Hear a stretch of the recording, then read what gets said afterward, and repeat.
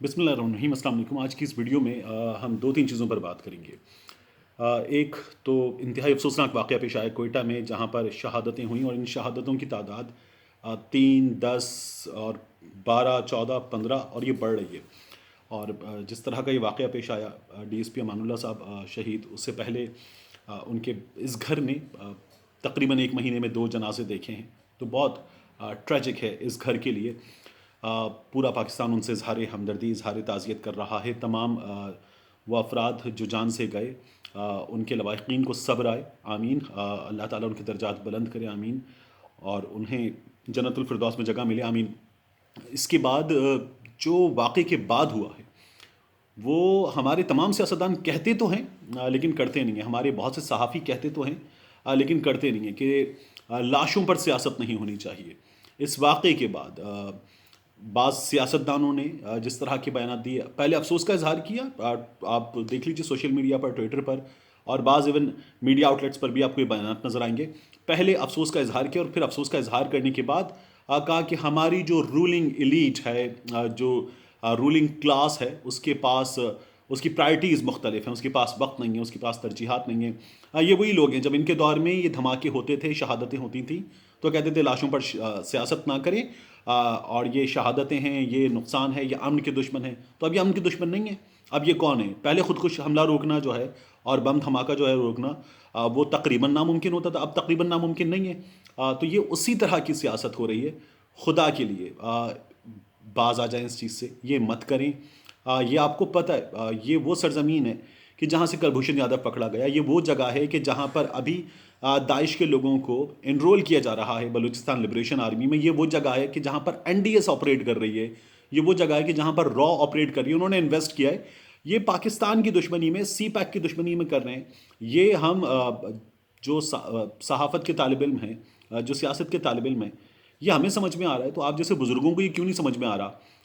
آپ یہ بیانات کیوں دیتے ہیں کہ جن سے یہ نظر آئے کہ ہمارے جو سیاستدان ہیں ان میں ذرا سا ایکا نہیں ہے، وہ پاکستان کے لیے ایک نہیں ہو سکتے، وہ لاشیں گر جانے کے باوجود ایک نہیں ہو سکتے، ان میں یہ سینٹی ہے ہی نہیں کہ وہ کس موقع پہ کیا بات کریں۔ انتہائی قابل افسوس۔ اللہ تعالیٰ جو ہے وہ پاکستان کو مکمل امن کا گہوارہ بنائے، آمین۔ یہ اس میاں نواز شریف کے دور میں بہت اس پہ بہتر کام ہوا تھا۔ آصف علی زرداری صاحب کے دور میں سوات آپریشن ہوا تھا، اب فوج پاکستان نے جانے دیے اور امن جو ہے وہ اب آصف علی زرداری صاحب کے دور سے ذرا سا پہلے جس طرح کے حالات تھے، زرداری صاحب کے دنوں میں بہتر ہوئے تھے، پھر اس کے بعد بگڑ گئے تھے۔ میاں نواز شریف کے دور میں اس کو تسلیم کرنا چاہیے کہ یہ اور امپروو ہوئے تھے، اب اور امپروو ہو گئے۔ اور اس میں جہاں حکومتوں نے افواج پاکستان کو جو ہے وہ مکمل سپورٹ دیا، افواج پاکستان نے سر دھڑ کی بازی لگا کر، جان کی بازی لگا کر، ہمارے جوانوں نے، افسروں نے یہ امن جو ہے وہ لوٹایا ہے، تو اس کو سیلیوٹ کرنا چاہیے، اس کو سپورٹ کرنا چاہیے، اور اس سچویشن پہ کبھی بھی جو پولیٹیکل اسکورنگ ہے وہ نہیں کرنی چاہیے۔ جو دوسری چیز ہے وہ ہے وزیر اعظم نے جو ڈرائی پورٹ کا افتتاح کیا ہے، ازاخیل ڈرائی پورٹ کا، ہنرمند نوجوان پروگرام، پھر یہ ازاخیل ڈرائی پورٹ، حکومت جو اپنے منصوبے آگے بڑھا رہی ہے۔ اب اس پر جو ہے وہ مریم اورنگزیب صاحبہ جو ہیں وہ کہہ رہی ہیں کہ سیالکوٹ، جو لاہور سیالکوٹ موٹر وے کا ایک سیکشن کھولا گیا، وہ بھی، کہ یہ تمام جو ہیں وہ میاں نواز شریف کے منصوبے ہیں۔ عمران خان جو ہیں وہ نواز شریف کے منصوبوں پہ اپنی تختیاں لگا رہے ہیں، ان کا افتتاح کر رہے ہیں، اور جتنا پیسہ نون لیگ کی حکومت میں ریلویز پر خرچ ہو گیا، آپ کی سوچ ہے۔ اور عمران خان صاحب جو ہیں وہ میاں نواز شریف کی چیزیں آگے بڑھا رہے ہیں، ان کا اپنا کوئی ویژن، ان کے اپنے کوئی کام نہیں ہے، تو اپنے کام 1.5 سال میں تو جو ہے وہ سامنے آتے نہیں ہیں، وہ آہستہ سے آگے بڑھتے ہیں۔ سی پیک میاں نواز شریف صاحب نے جو ہے وہ ایک بڑا حصہ اس کا کر دیا، لیکن اب عمران خان صاحب یہ کلیم کر رہے ہیں نا کہ سی پیک جو ہے وہ پہلے صرف روڈ بیلٹ اور ایک دو اس میں پاور پروجیکٹس تھے، اب اکنامک زونز اور پتہ نہیں کیا کچھ بڑھ چکا۔ تو اسی طرح سے سی پیک میاں نواز شریف کا منصوبہ تو نہیں تھا، اس سے پہلی حکومتوں نے بھی اس پر کام کیا تھا۔ میاں نواز شریف صاحب کو کریڈٹ ملتا ہے کہ انہوں نے ایک بڑا کام کیا تھا۔ یہ جو اب عمران خان صاحب کر رہے ہیں، یہ ٹھیک ہے، آپ کی حکومت کے منصوبے ہیں بہت سارے اور ان پر کام ہو رہا ہے، لیکن آپ اس چیز کا کریڈٹ دیجئے اس حکومت کو، اور اس چیز پر شرم آنی چاہیے میاں نواز شریف صاحب کو، جن سے میں پہلے میں سپورٹ کرتا تھا پولیٹیکلی، اور اب میں اگر سپورٹ نہیں کرتا تو I have a reason for that. اور شرم آنی چاہیے. مطلب آپ دیکھیے شہباز شریف صاحب کو, شہباز اسپیڈ, اتنا کام کیا, ان سے زیادہ کام کسی نے کیا. ٹینجیبل پروجیکٹس ووٹ لینے کے لیے جو بڑے بڑے تھے سڑکوں کے, وہ کر دیے تھے. اس کے علاوہ کیا کیا کام کیا؟ یہ جو آپ کہہ رہی ہیں کہ منصوبے, اچھی بات ہے نا, وہ منصوبے جو تکمیل کے قریب ہیں ان کو مکمل کیا ہے, ان سے لوگوں کو فائدہ ہوگا. کم از کم یہ تو نہیں کیا کہ ہیلتھ کا اتنا بڑا پروجیکٹ, یہ یہاں پہ میو ہاسپٹل میں سرجیکل ٹاور بنا ہوا نہیں کریں گے, کیونکہ وہاں پر چودھری پرویز الہی کے نام کی تختی لگی ہوئی ہے. چودھری پرویز الہی صاحب نے بہت کام کیا تھا. پھر اس کے بعد آپ دیکھ لیجئے وزیر آباد کا سینٹر نہیں کریں گے, چودھری پرویز الہی صاحب کے نام کی تختی لگی ہے, ایک عرصہ لٹکا کے رکھا. آپ ان کو چھوڑیے کہ یہ جو ہیلتھ کے منصوبے ہیں, قرآن کمپلیکس, اتنا بڑا پروجیکٹ کام نہیں کیا کیونکہ پرویز الہی کے نام کی تختی لگی ہے. یہ جو ایگو ہے کہ ہمیں حق حکمرانی ہے, ہمارے سوا کسی کو نہیں ہے, بس ہم ہیں اور ہمارے علاوہ کچھ نہیں, ہمارے بعد کچھ نہیں ہے, اس کو بدلیں. اگر کوئی کر رہا ہے تو آپ ٹھیک ہے اپنا کریڈٹ اس میں اپنی پولیٹیکل پوائنٹ اسکورنگ یہاں کیجیے, وہاں مت کیجیے لاشوں پر, یہاں کیجیے اور بتائیے کہ یہ میاں نواز شریف صاحب کا منصوبہ تھا. اور اس چیز کو اگر آپ اپریشیٹ نہیں کر سکتی تو کم از کم اس کو کرٹیسائز نہ کریں, اور اپنی چیزوں کا ایڈمیشن تو کیجیے. آپ لوگوں نے منصوبے مکمل نہیں کیے, وہ منصوبے جو تکمیل کے قریب تھے انہیں آپ مکمل کر دیتے ذرا سی لاگت سے, ذرا سا آگے بڑھ کے, ذرا سا کام کر کے, تو کتنا فائدہ ہوتا عوام کو. آپ کو دعائیں ملتی, زندگیاں بچتی, لوگوں کو صحت کی سہولتیں ملتی. آپ نے اس پر کام نہیں کیا, اس کا ایڈمیشن آپ کو کرنا چاہیے. پرویز الہی کے کتنے منصوبے تھے جنہیں شہباز اسپیڈ صاحب نے جو ہے وہ لٹکایا. یہاں اگر ہو رہا ہے کراچی کے پروجیکٹس پر, اس پروجیکٹ پر, دیگر پروجیکٹس پر, تو اس کو اپریشیٹ کرنا چاہیے. یہ لوگ, مجھے نہیں سمجھ میں آتا کہ کیوں نہیں اس میں آپ میں اتنی کریج موجود ہے کہ اس کو اپریشیٹ کریں. پھر اس کے بعد جو ہے ایک خبر, اب اس کی مزید چیزیں سامنے آ رہی ہیں. اپنے ماؤتھ پیسز کے ذریعے مریم نواز شریف صاحبہ نے, اور یہ تمام جو دوست ہیں میڈیا کے, اب یہ چل رہا ہے نا جس طرح آپ کہتے ہیں کہ جی واٹس ایپ عدالت, واٹس ایپ صحافت, نون لیگ سے بہتر کون جانتا ہے واٹس ایپ صحافت کو. پھر اب واٹس ایپ سیاست, خواجہ آصف صاحب کو نکال دیا گیا.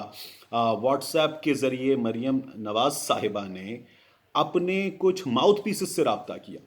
یہ ملک سے باہر بھی ہیں ماؤتھ پیسز, اور ملک میں بھی یہ ماؤتھ پیسز. بعض ماؤتھ پیسز نے تو شٹ اپ کال دی, انہوں نے کہا جی ہم سے رابطہ مت کریں. اگر آپ میں ہمت نہیں ہے کہ آپ دوبارہ ووٹ کی عزت کے لیے آپ جو پہلے آپ لوگ کر رہے تھے وہ کر سکیں, تو ہم سے رابطہ مت کریں, خود کریں. جو بندوق چلانی خود چلائیں, ہمارا کندھا اس کے لیے حاضر نہیں ہے. آپ لوگ جو ہیں وہ اگر لیٹ گئے تو پھر آپ لوگ لیٹ گئے, ہمیں پھر اس میں کھڑا مت کریں. اور یہ آپ کی جنگ ہے تو آپ کو لڑنی چاہیے. جب آپ کو سوٹ کرتا تھا اینٹی اسٹیبلشمنٹ ہونا تو آپ لوگ اینٹی اسٹیبلشمنٹ ہو گئے, لڑ گئے, اور آپ اقتدار کی جنگ ہے. یہ اس میں کہیں بھی اصول وصول موجود نہیں ہے. تو جب اقتدار کی جنگ میں آپ کو نظر آ رہا تھا کہ اینٹی اسٹیبلشمنٹ ہونے کا فائدہ ہے تو آپ لوگ اینٹی اسٹیبلشمنٹ تھے. یہ کیا ہے کہ اگر ہم اقتدار میں ہیں تو اسٹیبلشمنٹ بہت اچھی ہے, وگرنہ ہم اقتدار میں نہیں ہیں اور ہمارے لیے مشکلات ہیں, ہم پکڑے جا رہے ہیں, تو پھر اس کے بعد جو ہے اسٹیبلشمنٹ, ووٹ کی عزت وغیرہ سب سائڈ پہ. انہوں نے اپنے ایک ماؤتھ پیس سے رابطہ کیا, وہاں سے بالکل میں آپ کو کنفرم چیز بتا رہا ہوں, ان کو کہا گیا کہ جی آپ یہ چیزیں ٹویٹ کر دیں, یہ بیان دے دیں, اس طرح سے لکھ دیا جائے. انہوں نے کہا بی آپ کریں, آپ کر دیں, ہم اس کو رپورٹ کر دیں گے, ہم اس کو ری ٹویٹ کر دیں گے, ہم اس کو رپلائی کر دیں گے, رسپونڈ کر دیں گے, لیکن ہم کریں اور آپ اس کو لائک تک نہ کریں, آپ چپ ہو کے بیٹھ جائیں, آپ صرف والد صاحب کی تصویر چینج کر لیں, اور اس کے بعد آپ اپنے لائک سیکشن میں جا کر مجھے یقین ہے کہ مریم نواز کی مرضی شامل نہیں ہے, ایسے ٹویٹس کو لائک کرتی رہیں, تو آپ ایکٹیو ہیں. یہ ایکٹیو نہ ہونے کا ڈرامہ, مریم نواز صاحبہ نے اس بندے کو یہ کہا کیٹیگوریکلی کہ میری بعض مجبوریاں ہیں, میں اس وقت نہیں کر سکتی, لیکن خواجہ آصف نے اور بعض لوگوں نے یہ جو باتیں کی ہیں, ان سے انہوں نے میری سیاست کا جو ہے وہ کباڑا کر دیا. یہ باتیں آپ مسلسل سن رہے ہیں. اس ماؤتھ پیس نے کلیئرلی یہ مجھے کیٹیگوریکلی بتایا گیا کہ, اور اس ماؤتھ پیس کی جانب سے یہ بتایا گیا, کیٹیگوریکلی منع کر دیا کہ جی بی میری طرف سے معذرت ہے. گو کہ 2 سے 3 جو ہے اب صحافی اس کام پر موجود ہیں, ہمارے دوستی شامل ہیں اس میں, کہ ان کو یہ یقین دلایا جا رہا ہے کہ میرا کسی سے کوئی رابطہ نہیں ہوا ہے, میری کسی سے کوئی بات چیت نہیں ہوئی ہے, میں خاموش ہوں, میں چپ ہوں, اور یہ جو ہیں حالات, ان حالات میں ابھی میرا کوئی بیان نہیں گیا ہے, میں نے کسی سے رابطہ نہیں کیا ہے. تو آپ کو جب سوٹ کرتا تھا تو اب آپ کھڑے ہوئے تھے, ڈٹے ہوئے تھے. اب آپ کو سوٹ نہیں کرتا, اسٹیبلشمنٹ, خلائی مخلوق, اور اس کے علاوہ جتنے نام آپ لوگوں نے دیے ہیں وہ نام آپ نے کیوں دیے؟ کیونکہ تب آپ کو اپنے سپورٹر کو دکھانا تھا کہ آپ لوگ ڈٹے ہوئے ہیں. اب اس کے بعد آپ کو نظر آ رہا ہے کہ آگے کچھ نہیں ہے، تو اب آپ لوگ ڈٹ گئے. اسٹیبلشمنٹ کو آپ کی طرف سے پیغام یہ ہے کہ سر اور کوئی ساڑھے لائق. تو یہ جو آپ نے اپنے بیانی کا خود کباڑہ کیا ہے، جو آپ کا بیانیہ لیک ہوا ہے، یہ آپ کو مبارک ہو. ماؤتھ پیسز بھی آپ کو جواب دے رہے. اس کے بعد آپ خود سوچ لیجئے کوئی جو چیزیں نظر آ رہی ہیں، جو اطلاعات آ رہی ہیں، تیاری پوری کر لی گئی ہے کہ کچھ تقریباً 3 ہفتے میں روانگی ہو جائے. اس بات کی جو ہے وہ مکمل تیاری کر لی گئی ہے. تو 3 ہفتے کی روانگی کی مکمل تیاری ہے اس وقت.